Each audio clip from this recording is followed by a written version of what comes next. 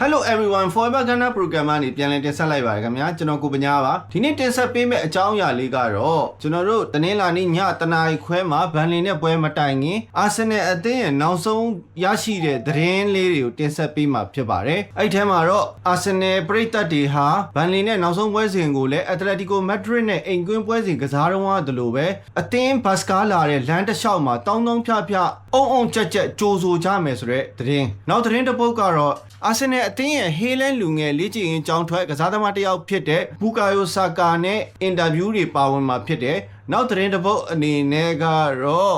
အာဆင်နယ်အောင်မြင်နေရခြင်းရဲ့အဓိကအကြောင်းအရာကတော့ဗစ်တာဂျော့ကရက်စ်ဖြစ်တယ်ဆိုပြီးတော့ဝိန်းရိုနီကပြောကြားလိုက်တဲ့သတင်းတွေပါဝင်မှာဖြစ်ပါတယ်။အခုပထမအဆုံးအနေနဲ့ကတော့ကျွန်တော်တင်ဆက်ပေးမှာကတော့အာဆင်နယ်အသင်းပရိသတ်များတနင်္လာနေ့ကစားမဲ့ဘန်လင်နဲ့ယာဒီအိမ်ဝင်းပွဲစဉ်မတိုင်မီGreet the coach အသင်းဘတ်စကားကိုတောင်းဖြဖ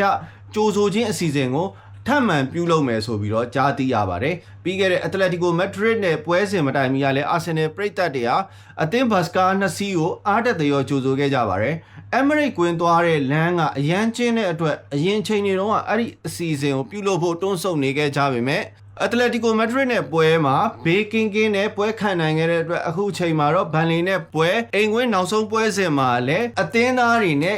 နီးပြတွေကိုဂုံပြူတဲ့အနေနဲ့ထပ်မံပြုလုပ်ဖို့စီစဉ်လာမယ်ဆိုပြီးတော့သတင်းရရှိပါတယ် Red Action Guna ရဲ့ဖော်ပြချက်အရနီးပြအာတီတာနဲ့ကစားသမားများအဲ့ဒီနေ့ကအဲ့ဒီအစီအစဉ်ကြောင့်ကွင်းထဲမှာကစားတဲ့အခါစိတ်သက်ခွန်အားတွေပုံမတက်ကြွနေခဲ့ပြီးပရိသတ်နဲ့ connection တွေပုံမိနေခဲ့တဲ့အတွက်ထပ်ပြီးစီစဉ်ရခြင်းဖြစ်တယ်လို့ဆိုပါတယ်အဲ့ဒီအတွက်ကိုရဲတပ်ဖွဲ့တွေထမ်းမှလည်းခွင့်ပြုချက်တောင်းထားပြီးဖြစ်တယ်လို့သိရပါတယ်အာဆင်နယ်အသင်းအက်တလက်တီကိုနဲ့ပွဲမှာပရိသတ်တွေအုံကြက်အားပေးမှုကြောင့်ချန်ပီယံလိဘိုလူပွဲကို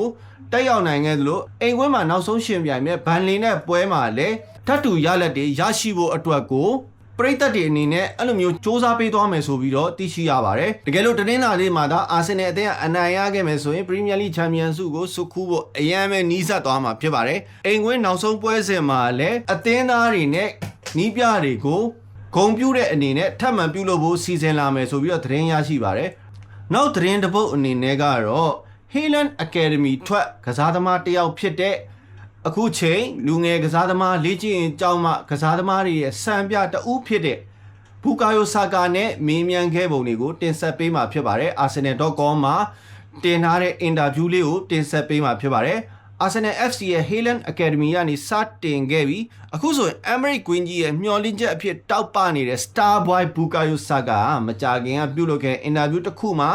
သူ့ဘဝခရီးစဉ်စိတ်ဓာတ်နဲ့အနာဂတ်အိမ်မက်တွေအခုလိုပဲဖွင့်ပြောသွားခဲ့ပါတယ်ပရိသတ်တွေရဲ့မျှော်လင့်ချက်ဖြစ်လာသူဘူကာယိုဆာကာအင်တာဗျူးအစမှာပရိသတ်တူပေးပို့ထားတဲ့စာတစ်စောင်ဖတ်ကြားခဲ့ရမှာတော့အဲ့ဒီလူကဆာကာဟာ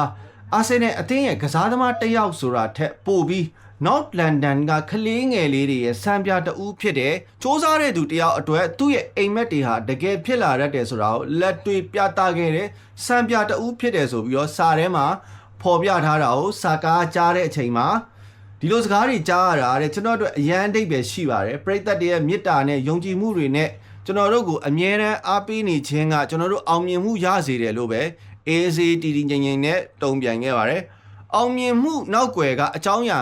၅ချက်ကိုပြောကြားခဲ့ပါတယ်အသက်9နှစ်ခရဲအာဆင်နယ်အကယ်ဒမီထဲဝင်ရောက်ခဲ့တဲ့ဆာကာသူ့ကိုဒီနေ့အဆင့်အထိရောက်လာစေခဲ့တဲ့အဓိကအကြောင်းအရာ၅ချက်ကိုလည်းမျှဝေပေးခဲ့ပါတယ်နံပါတ်1အချက်မွေးရပါရမီနံပါတ်2အချက်မနာမနေစူးစမ်းအားထုတ်မှုနံပါတ်3ခိုင်မာတဲ့စိတ်ဓာတ်နံပါတ်4မိသားစုရဲ့အပြည့်အဝပံ့ပိုးမှုနံပါတ်5ဖျားသခင်ပေါ်ယုံကြည်မှုကျွန်တော်ဖျားသခင်ကိုယုံကြည်ပါတယ်ဘလို့အခြေအနေမျိုးပါပဲဖြစ်နေပါစေနောက်ဆုံးမှာအကောင်းဆုံးဖြစ်လာမယ်လို့ယုံကြည်ထားတာကကျွန်တော်နှလုံးသားကိုတည်ငြိမ်အေးချမ်းစေပါတယ်လို့ဆာကာပြောကြားခဲ့ပါတယ်မီကယ်အာတီတာပေါ်ထားခဲ့လေးစားမှုနဲ့ပတ်သက်ပြီးတော့မေးမြန်းခဲ့ရမှာတော့သူကထူးချွန်တဲ့နီးပြတစ်ယောက်ပါသူ့ရဲ့အတွေးခေါ်တွေကကစားသမားတွေကိုကိုယုံကြည်မှုရှိလာအောင်လုပ်ပေးနိုင်တယ်ကျွန်တော်မိသားစုရောအရန်ဂယူးဆိုင်နားလည်ပေးတဲ့သူပါလို့ပြောကြားခဲ့ပါတယ်အာဆင်နယ်အတွက်စူဖလားတွေယူပေးခြင်းတယ်လို့လည်းထပ်လောင်းပြောကြားခဲ့ပါတယ်ပြီးခဲ့တဲ့ရာသီမှာချန်ပီယံဆုနဲ့နီးလေးနဲ့လွဲခဲ့ရပေမဲ့ဆာကာကတော့မျှော်လင့်ချက်တွေလုံးဝမပြောက်ဆုံးခဲ့ပါဘူးအစပိုင်းမှာတော့အရာတိုင်းကနာကျင်ရတာပေါ့တဲ့ဒါပေမဲ့အောင်မြင်မှုဆိုတာလွယ်နဲ့မရနိုင်ပါဘူးကျွန်တော်တို့ရဲ့အချိန်မ မကြခင်ရောက်လာတော့မှာတဲ့အာဆင်နယ်အတွက်စူဖလားတွေယူပေးနိုင်မှုအတွက်ကကျွန်တော်ရဲ့အကြီးမားဆုံးအိမ်မက်တွေပဲလို့ပြောကြားခဲ့ပါတယ်အဲ့နောက်မှာတော့ကျွန်တော်တို့ quick fire မြန်ဖြီအမေးဖြေအနေနဲ့တင်ဆက်တဲ့နေရာမှာမေးမြန်းခဲ့ရမှာတော့ပရိသတ်တွေရဲ့အကောင်းဆုံး atmosphere ရှိတဲ့ကွင်း Paris Saint-Germain ကွင်းနဲ့ AS Roma ကွင်းလို့ဖြေကြားခဲ့ပါတယ်အာဆင်နယ်မှာဘူကာယိုဆာကာရဲ့အကြိုက်ဆုံးဂိုး Manchester United ဘက်ကိုသွင်းခဲ့တဲ့ဂိုးလို့ပြောကြားခဲ့ပါတယ်အမှတ်ရဆုံးအကြံပေးစကားမင်းဂိုးပေါက်ကိုမကန်သွင်းဘူးဆိုလို့ရှိရင်ဂိုးလဲရနိုင်မှာမဟုတ်ဘူးဆိုပြီးတော့ပြောကြားခဲ့တယ်ဘူကာယိုဆာကာဆိုတာကွင်းထဲမှာဒါမဟုတ်ပဲကွင်းပြင်ပမှာပါစံပြဖြစ်တဲ့ကစားသမားတယောက်ဆိုတော့ဒီအင်တာဗျူးကထပ်မံတက်တည်ပြလိုက်တာပဲဖြစ်ပါတယ် Once again always again ဆိုပြီးတော့တင်ဆက်သွားတာဖြစ်ပါတယ်နောက်သတင်းတစ်ပုဒ်အနေနဲ့ကတော့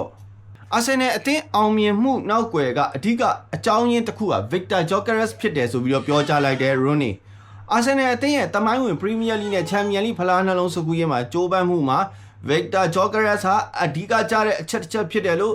Manchester တိုက်စစ်မှုဟောင်း Wayne Rooney ကပြောကြားလိုက်တာဖြစ်ပါတယ်ပြီးခဲ့တဲ့နွေရာသီမှာ Sporting Lisbon ကနေ64တန်းနဲ့ပြောင်းလာတဲ့ Gyökeres ဟာအစာပိုင်းမှာတော့အသင်းနဲ့တော်တော်ရုန်းကန်ခဲ့ရတာပဲဖြစ်ပါတယ်ပထမပိုင်းဆက်ပွဲမှာ3ဂိုးသာသွင်းယူနိုင်ခဲ့လို့ Open Play ကနေလည်း10ပွဲဆက်ဂိုးမသွင်းနိုင်တဲ့ကာလလည်းကြုံတွေ့ခဲ့ရပါတယ်ဒါပေမဲ့လက်ရှိချိန်မှာတော့သူကခြေစွမ်းကောင်းတွေပြန်လည်ရရှိလာပြီးနောက်ဆုံး6ပွဲမှာ9ဂိုးထိသွင်းယူထားနိုင်ခဲ့ပါတယ်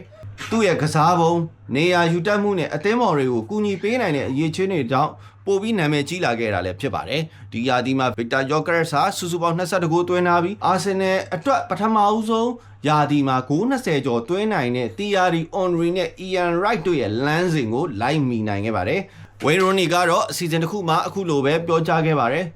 ကျွန်တော်ဒီကိစ္စကိုတရားဒီလုံးပြောလာခဲ့တာပါဝေဖန်ခံရတာလည်းရှိပါတယ်ဒါပေမဲ့ကျွန်တော်ကသူ့ကိုတအားသဘောကျတာပါလို့ပြောကြားခဲ့ပါတယ်သူ့အသင်း line နဲ့ထဲမှာပါလာပြီးဆိုရင်တစ်ဖက်နောက်ခံလူတွေအမြဲအလုံးရှုပ်စေတာပဲအဲ့ဒီလိုအလုံးရှုပ်စေခြင်းကပဲတဲ့အဈေးနဲ့စာကာတို့အတွက်နေရာလွတ်တွေရလာပြီးဂိုးတွေသွင်းနိုင်ခဲ့တာပါလို့ပြောကြားခဲ့ပါတယ် center back တွေကသူ့ကိုလိုက်ကပ်ရပြီဆိုရင်အသင်းရဲ့တခြားကစားသမားတွေအတွက်နေရာလွတ်တွေပိုထွက်လာတယ်အဲ့လူတွေကတိုက်စစ်မှာလွတ်လပ်ကစားသွားနိုင်တော့တာပဲလို့ပြောကြားခဲ့ပါတယ်။ရိုနီယာဆက်ပြီးခဲ့တဲ့ရက်တရပတ်အနေငယ်အတွင်းကသူဒါကိုပို့ပြီးတက်တည်ပြနိုင်ခဲ့ပါတယ်။အာဆင်နယ်ကတကယ်လို့ပရီးမီးယားလိနဲ့ချန်ပီယံလိနှလုံးလုံးရခဲ့မယ်ဆိုရင်အောင်မြင်မှုရဲ့အဓိကအကြောင်းရင်းက Gyökeres ဖြစ်လာတော့မှာပါ။ဘာလို့လဲဆိုတော့ဒါဟာအာဆင်နယ်အသင်းနှစ်အတော်ကြာလိုအပ်နေတဲ့အရာတစ်ခုဖြစ်လို့ပါပဲဆိုပြီးတော့ Wayne Rooney ကပြောကြားသွားတာကိုတင်ဆက်ပေးလိုက်ပါတယ်။ကျွန်တော်တို့ဘန်လီအသင်းနဲ့တနင်္လာနေ့ညမှာရှင်ပြိုင်ကစားတဲ့အခါမှာလေအာဆင်နယ်အသင်းအနေနဲ့အနိုင်ရရှိသွားမယ်ဆိုလို့ရှိရင်တော့ပရီးမီးယားလိဖလားနဲ့နီးတစ်ထပ်ပိုနီးကပ်သွားပြီဆိုတာကိုတင်ဆက်လိုက်ပါတယ်။ဘန်လီနဲ့ပွဲမတိုင်ခင်အာဆင်နယ်နဲ့ပတ်သက်တဲ့နောက်ဆုံးရရှိတဲ့သတင်းလေးတွေကိုတင်ဆက်ပေးတာဖြစ်ပါတယ်။နောက်ရက်ဒီမှာလည်းရရှိတဲ့သတင်းတွေတဲကမှအရေးကြီးတဲ့သတင်းတွေလိုပဲဆွဲထုတ်ပြီးတော့တင်ဆက်ပေးသွားမှာဖြစ်တဲ့အတွက်ကျွန်တော် channel ကို like and subscribe လေးလုပ်ဖို့တောင်းဆိုပါတယ်ခင်ဗျာကျွန်တော်တို့အတူအားပေးကြမယ် Not London forever the weather bye bye